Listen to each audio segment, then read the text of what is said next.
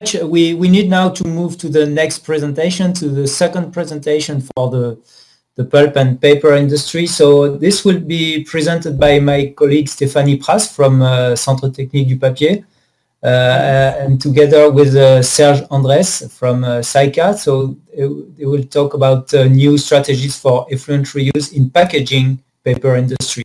So Stéphanie, this is your turn now. Yes. I try to find the beginning. Yeah, right. Yes, it's here. So good afternoon, everybody. Maybe I will go quickly to through the first slide to more focused on method and the result. So as you know, water circuits is a very hot topic due to environmental and regulatory constraints. When you reduce the freshwater volume, you have some environmental and technico-economical advantages, as you reduce natural resources needs, energy consumption, effluent flow, and you reduce the cost to treat freshwater and effluent and final effluent. But we observe a load of processed water, a load in terms of suspended solids, in organic and colloidal substances, and we observe salts buildup. We can also see fiber bonding ability decrease, the temperature increase up to a point this is beneficial. And when you close circuits, oxygen content decrease, and so bacterial anaerobic bacteria grow, and they can produce volatile fatty acids and flammable explosive biogas. And of course, as there is volatile fatty acids, the pH decreases. But concerning the organic matters increase in the best available technique in paper industry, we have a possibility to control these organic matters, and the principle is to apply a water loop separation. So here, this is a thickening step, and so we separate the stock preparation waters from the paper machine waters, and the waters always go at counter current. And we can also use the final effluent. We can also reuse the final effluent, and in this case, the wastewater treatment plant is used like a kidney. But so we can control organic matters, but mineral salts still build up, and the consequences are the inefficiency of additives. The fiber bonding becomes weak, and we have scaling, deposits, and corrosion. And the question is, what is the main source of conductivity? Is it coming from raw material, freshwater, additives, or effluent reuse in case? So at CTP, we have developed a method to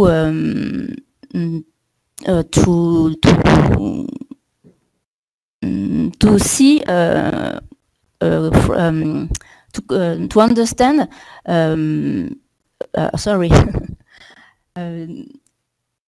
to assess where the conductivity come from. Sorry.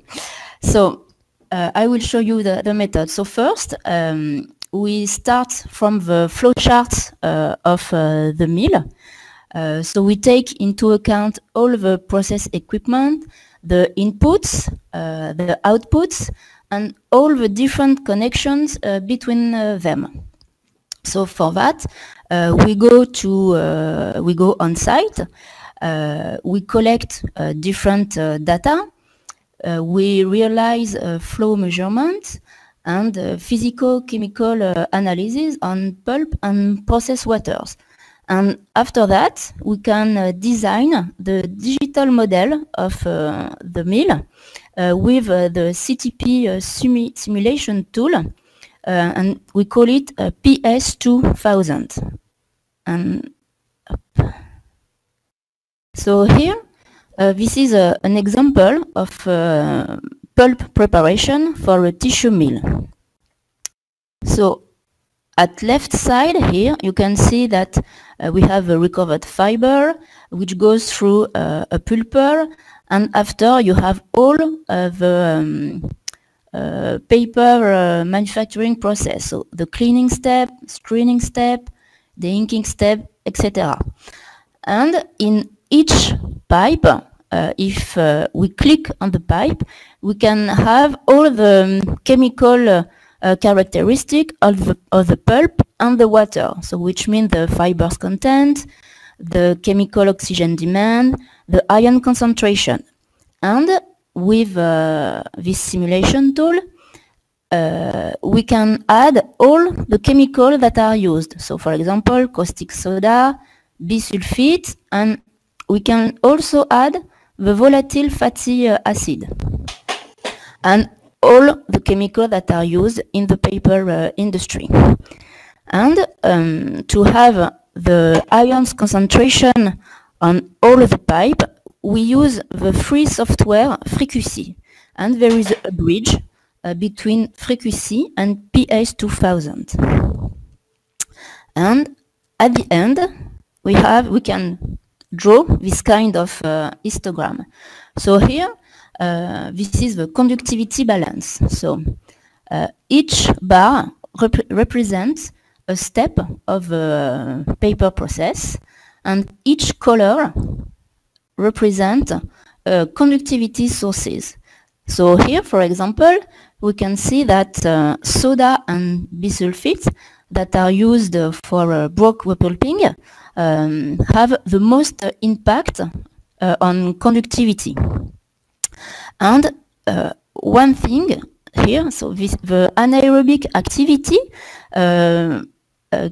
can be underestimated if we just look at the graph, because the orange part is very low, but this is as constant pH. So if we let go the pH, this anaerobic activity will be more important, and this anaerobic activity has, in fact, a very strong impact on conductivity. So I can show you the study case that we have done in SpotView. So it concerns a container board mill, so Seika. So here, this is the simplified flow sheet.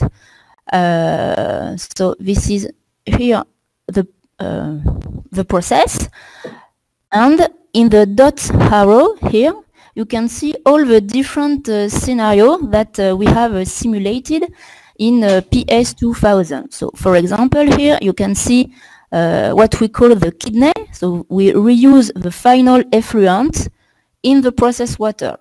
And to reduce freshwater consumption, we reuse the final effluent at paper machine level, so in place of fresh water. Stephanie, if you can go rapidly to the okay. So results and I go to the results. So we have tried 3 scenarios. So the first is the recirculation of the DAF outlet and the super clear filtrate recirculation. And this is the worst scenario because the conductivity strongly increase. So and the best scenario is the recirculation of super clear, is the flush part of super clear filtrate in the wastewater treatment plant to increase the final effluent flow, and after we can more reuse the final effluent, and this is the orange case. This is the best case, so maybe I will concentrate on the best case. And for the conductivity, you can see that the mill is at around 7 cubic meters per ton, and in an extreme scenario, we can go down to 3.5 cubic meters per ton, and the conductivity increase a little. If I go to the pH, so the worst scenario strongly decrease the pH, but in the best scenario, the pH increase. And so as this is a container board mill with recovered fiber, we have follow the dissolved calcium. So in the worst case, there is a very strong increase of calcium, and in the base case here, we can see that the calcium decrease. So this scenario seems to be a good option. So this is the reuse of the final effluent. It seems to be a good option to reduce fresh water. And unfortunately, concerning the temperature, there is a strong decrease of temperature, which is not good for operational condition. So here, it's necessary to implement a heat pump to reheat the final effluent before reuse it in the process. And so here's the synthesis of what I've just said. So now I think this is yes. So this is a conclusion. So to go further on freshwater reduction, we need a case-by-case study with a modeling tool to simulate what will be the COD, the conductivity, and the pH outcomes. There's no one solution for all the mill. It's very necessary to have the digital model of the mill. So I let Serge speak now. Now it's my turn. Yes, I think we don't have many questions, so I suggest that Serge Andres, who is from SAICA, will add some few comments to the presentation from Stephanie. So Serge, yes, please, if you... Yes, it's more an operational presentation based on what Stephanie told us previously. So we are dealing with an OCC mill that is working with waste papers, recovered waste papers exclusively. So during the SPAPU program, we went through different scenarios concerning the reuse of waters and recovery of heat. All these scenarios have been deeply investigated, and from this we can forecast a stepwise reuse of biotreated effluent. Stepwise is of importance. Firstly, as a kidney, and secondly, as fresh water substitution. But before doing that, what is of importance in our sector, packaging sector, is to work on the standard process to reduce the retention time in different tanks, the piping routes, the storage levels, in order to reduce, from a physical point of view, the bacterial activity. That is first. Then these different rearrangements of water circuits have to be completed with different, what I call a satellite processes, to overcome rising bottlenecks. Heat exchangers or pumps, as Stephanie explained, but also different kind of filters, more or less performant filters like sand filters, even membrane filters, deionization units, reverse osmosis, or and so on, and even antimicrobial treatments for the effluent recovery. Yes, please, Stephanie. So first, the kidney system. The kidney is an additional loop with high streams, very high flow streams. It operates like a washing machine, and it operates specifically in the pulp preparation area. We have seen previously that we have separation between the pulp area, production area, and the paper machine, thanks to thickeners, disc filters. So this loop operates specifically in the pulp area. It intends to wash out the solubilized species, like the organics matters, like starch and fatty acids, the COD overall, and also the free released calcium. These organic matters are converted into useful biogas in the wastewater treatment plant. That's first, and then the calcium, the free calcium, settles at the end of in the last stage of a wastewater treatment plant as lime, and then we get rid of it. So, sorry, Serge, maybe you can focus on the main points and the main constraint, because we will run out of time. Sorry to interrupt. Okay, just quickly, either we work with a current wastewater treatment plant or to keep heat internally, to add a specific small bioreactor next to the building of a pulp preparation plant. What are the constraints? The one major constraint is to keep the heat inside the paper mill, so heat recovery is highly recommended. And what would be of help is a small bioreactor next to the plant to avoid heat loss. Please, Stephanie. So the second step is substitution of fresh water. Several tens of cubic meters are still possible to gain.